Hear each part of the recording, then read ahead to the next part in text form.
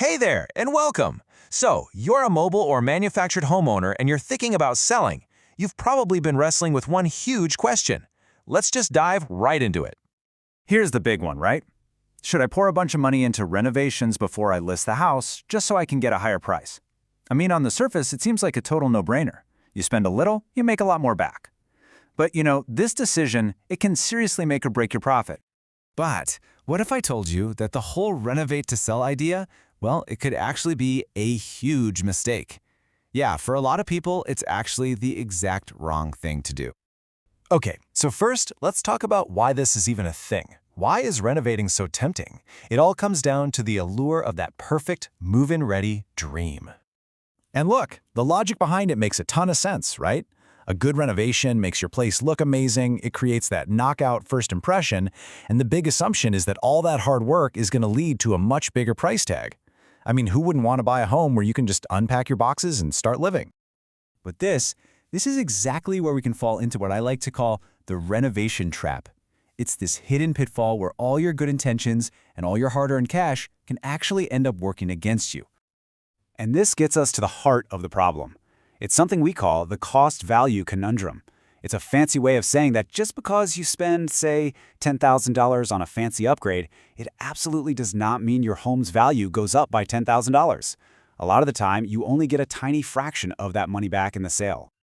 Let's just take the kitchen as an example. A full-blown overhaul, we're talking new cabinets, countertops, all new appliances, that can easily set you back $15,000, $20,000, even $30,000 or more. That is a huge chunk of change to spend right before you're trying to cash out. Let me tell you a real story that it perfectly illustrates this. I know someone who sold a beautiful home. They put in these gorgeous granite countertops, really made the kitchen pop. You know what happened the day the new buyers moved in? They ripped the entire kitchen out, cabinets and all, and started over from scratch. All that money, all that effort, just gone. Poof. And that right there is the problem in a nutshell. What you think is the perfect upgrade, like, say, a brand new home office, might be totally useless to a buyer whose top priority is a finished backyard for their kids to play in. You put in a state-of-the-art kitchen, but maybe they wanted to bring their own fridge and would have just preferred to pay less for the house. You can't read a buyer's mind. And then you've got the timing factor. Oh boy, this one's a biggie. Renovations aren't quick. They can take months. And in that time, the housing market can totally change. Interest rates might creep up. All those eager buyers who were looking when you started your project, they might have already bought other homes.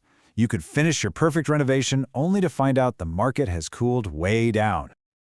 So, does all this mean you should just do nothing? No, absolutely not. It just means we need to be way smarter about it. So let's talk about a better path forward. So instead of that massive, wallet-draining overhaul, we're going to focus on these low-cost, high-impact fixes. Things like a fresh coat of neutral paint, swapping out dated light fixtures and cabinet handles, making sure that curb appeal is fantastic, clean exterior, tidy landscaping, and honestly, a really deep clean and serious decluttering go a long way. It just shows buyers the home has been loved. This is where having a secret weapon comes in handy.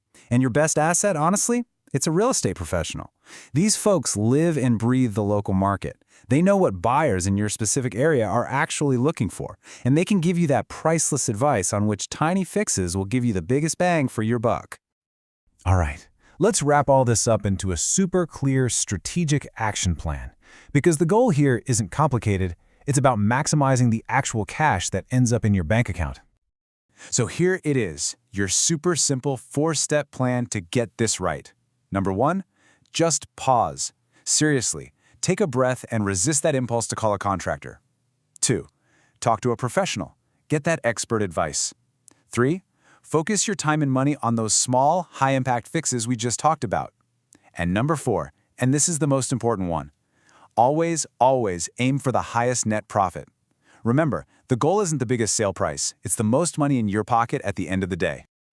So, I want to leave you with this one final thought, this one question that should guide your entire decision-making process. What are you really focused on? The highest possible sale price or the highest possible net profit? The answer to that question will tell you everything you need to know about what to do next.